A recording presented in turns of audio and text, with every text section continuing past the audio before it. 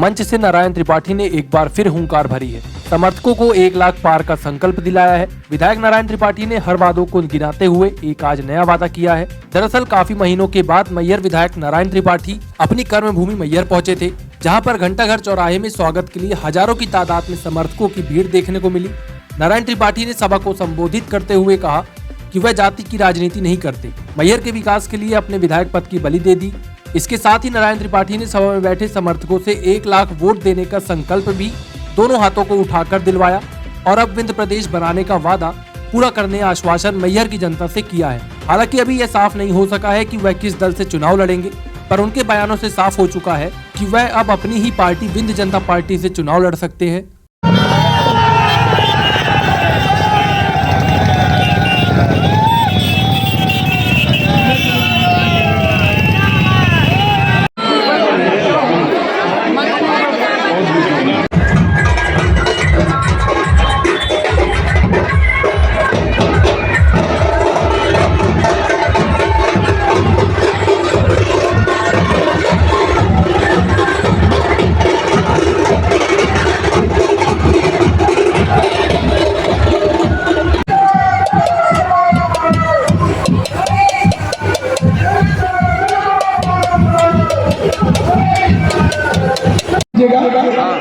इसके बाद भी जो लोगों में उत्साह है, जो जुनून देखा, उसके लिए मैं सभी को आपके आशीर्वाद के लिए धन्यवाद बधाई देता हूँ, प्रणाम करता हूँ। हमारे जितने जो लोग भी हैं जिनके कारण ये नारायण त्रिपाठी है, मैं उनको बार बार प्रणाम करता हूँ। ये मेरा पूरा जीवन इस मैहर के लिए है, मैहर के विकास के लिए, मैहर में सौहार्दपूर्ण वातावरण बना रहे, इसके लिए मैहर में जाति पात, घर द्वार, ये झगड़े न पनपे, इसको निभाने का काम करता हूँ। मैं अपने राजनीतिक जीवन में घरवार, परिवारवार, जातिवार कभी अपने पास से नहीं आने दिया। मैं अपने राजनीतिक जीवन में कौन वोट दिया, कौन वोट नहीं दिया, कभी ये पलट के नहीं देखा। जिसको मैं जानता हूँ कि मुझे वोट नहीं दिया और भविष्य में भी वोट नहीं देगा, यदि मेरे पास आया है तो ईमानदारी के साथ उसकी मदद किया।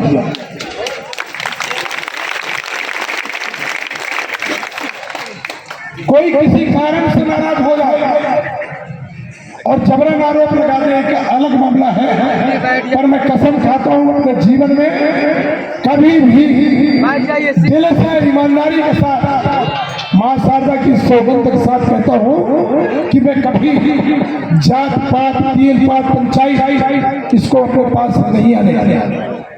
राजनीति किया तो ईमानदारी की राजनीति किया।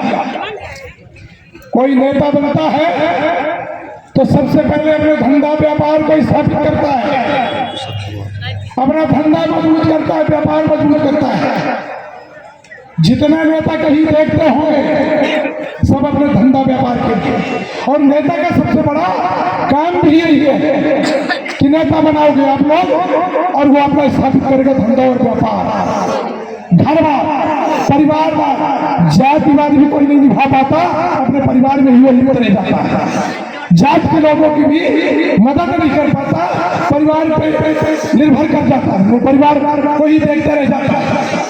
मैं एक दिन ये बात बोला तो मेरे व्हाट्सएप ग्रुप में मैं नहीं देखता कौन गाली दिया, कौन गलत भाषा बोला, कौन क्या लिखता है, मैं कभी न देखता, न पढ़ता, न जानता, न समाचार पत्र पढ़ता देखता। मैं अपने काम में लगा रहता हूँ। कौन गाली दिया, क्या किया, ये कभी नहीं पलट के देखता।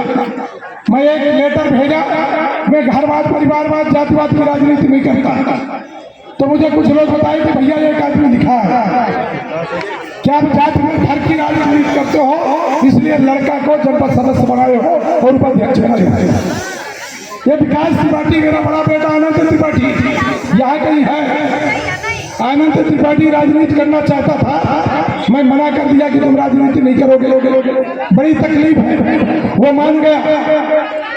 हमारा बिच्छू या अचानक बोला मुझे चुनाव लड़ना है। मैं कहा नहीं लड़ना।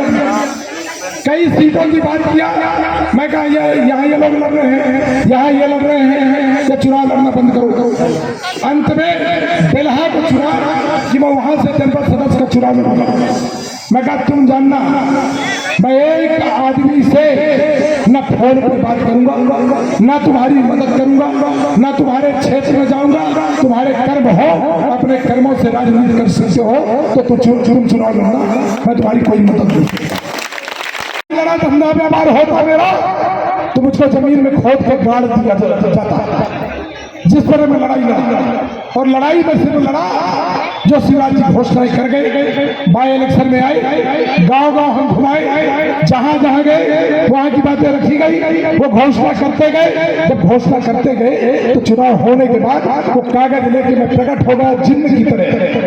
जब जो घोषणा करके आए थे उन घोषणाओं को पूरा किया, और वही लड़ाई लड़ते लड़ते ये नारायण त्रिपाठी बागी और बगावत वाला बन गया। कई बातें आती है, एक बात आएगी कि भारतीय जनता पार्टी नारायण त्रिपाठी को टिकट नहीं दिया। नारायण त्रिपाठी मंच से बोलता है, हमारे प्रदेश के मुखिया राजनीति के भारतीय जनता पार्टी के नेता वो भी सब जानते हैं, सुनते हैं। रामपाल सिंह जी पूर्व मंत्री और भूपेंद्र सिंह जी वर्तमान मंत्री, जिस दिन शिवराज जी की सरकार चौथी बार बन रही थी, मेरे पास आए और बोले कि आपको साथ देना, भारतीय जनता पार्टी में चलना है। मैं बोला था कि 2023 तक भारतीय जनता पार्टी का एमएलए रहूंगा, पर भारतीय जनता पार्टी में नहीं रहूंगा।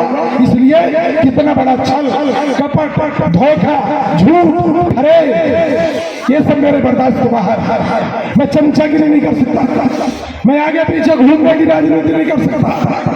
माई की कृपा से और मैहर के लोगों के आशीर्वाद से मैं छाती ठोक के सामने आके बात किया और मैहर की घोषणाओं के लिए लगातार लड़ाई लड़ता रहा। इनके चाल चरित्र, चेहरा, छल कपट, धोखा से नाराज होकर मैं बड़ा स्पष्ट कर दिया था कि मैं भारतीय जनता पार्टी में नहीं रहूंगा। ये सभी लोग जानते हैं, नेता लोग यहाँ की बात नहीं करता, मैं भोपाल की बात करता हूँ, सभी नेता जानते हैं। फिर कांग्रेस की बात आती है, कांग्रेस की बात जब आती है तो मैं बोलता हूँ कि मैं अर्जुन सिंह जिंदाबाद से राजनीति की शुरुआत किया। श्रीनिवास तिवारी जी जिंदाबाद करके राजनीति की शुरुआत किया। कमलनाथ जिंदाबाद की राजनीति से शुरुआत किया। मैहर के तमाम लोग मेरे साथ कमलनाथ के पास छिंदवाड़ा भी जाते थे जब हम छोटे होते। जो मेरे संबंध है मैं वो संबंध निभाता हूँ। मैं कई बार बोलता हूँ, हमेशा बोलता हूँ कि मेरे राजनीतिक गुरु और मेरे राजनीतिक आदर्श माननीय मुलायम सिंह यादव स्वर्गीय हो गए, पर आज भी मैं बोलता हूँ वो भारतीय जनता पार्टी के कार्यालय में जहाँ 150 भारतीय जनता पार्टी के नेता बैठे थे, जब भारतीय जनता पार्टी में मेरी अधिकृत घोषणा हुई थी तो उस प्रेस वार्ता में मैं बोला था कि मेरे राजनीतिक गुरु और राजनीतिक आदर्श माननीय मुलायम सिंह यादव है। मैं रिश्ते निभाता हूँ, रिश्ते खत्म नहीं करता। जिससे मेरे रिश्ते हैं वो रिश्ते अंत तक निभाता हूँ। कमलनाथ से रिश्ते हैं, दिग्विजय सिंह से रिश्ते हैं, तो मेरे रिश्ते हैं। कमलनाथ जी गौ संवर्धन बिल के बारे में मुझसे बोले थे कि नारायण तुम मेरी मदद करो, गौ संवर्धन बिल में लागू करूंगा, पेश करूंगा, उसको पास कराना चाहता हूँ। मैं कहा गौ माता की रक्षा करना हमारा भी उद्देश्य है, हम हिंदू धर्म को मानने वालों में हैं, तो गौ संवर्धन बिल पर मैं साथ दूंगा और मैं साथ दिया। फिर मैं कहना चाहूंगा कि गौ संवर्धन बिल के द्वारा कमलनाथ पूरे मध्य प्रदेश में गौशाला खुलवाने का काम किया, पर जब शिवराज जी चौथी बार फिर सीएम बने तो गौशाला गौ की जेल में पकड़ गए। वो गौशाला खाना नहीं, चारा नहीं, भूसा नहीं, पानी नहीं, वो गौ उस गौ गौशाला के जेल में भूख से तड़पती, पानी से तड़पती मृत्यु हो रही, मर रही है, उसका पाप लगेगा, प्रायश्चित करना पड़ेगा। ये बात में कई बार हुआ। अब इसमें मुझे कोई कहते हैं कि मैं टिकट की लाइन में खड़ा हूं, मैं टिकट की लाइन में नहीं खड़ा होता। मान सम्मान स्वाभिमान मेरे लिए पहला है, इसके बाद राजनीति है। पर मैहर के क्षेत्र की जनता के लिए मान सम्मान स्वाभिमान सब कुछ मेरा न्योछावर है। ये पूरा जीवन न्योछावर करता हूँ इस मैहर के लिए। मैहर जिला बना, जब मैहर जिला के बनाने की बात किया तो तमाम नेता मजाक उड़ाई। पंचायत की धारा के लिए, धंधा व्यापार के लिए नहीं, सेवा के लिए है। एक प्रार्थना करना चाहूंगा कि जातिवाद की राजनीति से ऊपर उठ जाओ, जाति और दल से ऊपर उठ जाओ। इस नारायण त्रिपाठी को आशीर्वाद दो, नारायण त्रिपाठी को 1 लाख वोट से इस बार चुनाव जिता दो। मध्य प्रदेश का भी पुनर्निर्माण कराऊंगा। यही नारायण त्रिपाठी आपके लड़ाई लड़ेगा और आपके बाल बच्चों को बेहतर भविष्य देने का काम करेगा। इसलिए प्रार्थना करता हूँ, आप सब लोगों से निवेदन करता हूँ, एक बार भूल जाओ जाति, एक बार भूल जाओ दल। नारायण त्रिपाठी को अपनी जात का मान लो। नारायण त्रिपाठी कभी जात की राजनीति नहीं किया, अपनी जात का मान लो। और एक बार नारायण त्रिपाठी कुछ गलतियां भी किया हो तो भूल जाओ, इसलिए कि नारायण त्रिपाठी अपने घर के लिए भी नहीं कर पाया, परिवार के लिए भी नहीं कर पाया, न माता की सेवा कर पाया, न पिता की सेवा कर पाया। छोटा भाई खत्म हो गया, लड़के बच्चे बेरोजगार मांग रहे हैं। पर मैं धंधा की राजनीति नहीं किया, बच्चों को तक को बोला कि तुम लोगों का पेट चलता रहेगा, कोई धंधा व्यापार नहीं करना। इसलिए कि हमारी लड़ाई सरकार से है, सरकार से लड़ेंगे तो हमें बहुत तकलीफ भोगना पड़ेगा। हम इसलिए धंधा व्यापार की राजनीति नहीं करते। जो आपको राजनीति में दिखेगा वो आपके पास यदि आएगा, निवेदन करेगा, वोट लेने की बात करेगा तो मैं चुनौती देता हूँ। वो अपना धंधा व्यापार मजबूत करने के लिए आ रहा है आपके पास, कोई आपकी सेवा करने के लिए। याद करना कोरोना काल को, कोरोना काल का याद है आप लोगों को? है याद? यदि हाथ याद हो तो हाथ उठाइए। याद है ना? कौन नेता आपको सड़कों में दिखा कोरोना काल का? कौन दिखा? सबकी धर्मपत्नियां कहती थी कि कोरोना की महामारी है, घर के अंदर कैद रहना, बीमारी ना जाए। मेरी घरवाली कभी नहीं बोली कि घर के बाहर ना निकलिए कहीं आपको कोरोना ना आ जाए। मेरी घरवाली कभी नहीं बोली, मैं कभी टोकी। मेरी घरवाली मेरे राजनीतिक जीवन के लिए और मेरे जीवन के लिए लक्ष्मी के समान है। मैं आज 25 साल से घर में खाना नहीं खाया, घर का खाना नहीं खाया, घर में पानी नहीं पिया, सुबह दोपहर शाम भागते हुए आप सबके बीच में जो मिल जाता है, जहां मिल जाता है वही खाना खा लेता हूँ। तुलसीदास कुशवाहा कहीं है देवरा वाला, तुलसीदास कुशवाहा देवरा ये खड़ा है, आज तो यहाँ तो एक कहानी बताइए।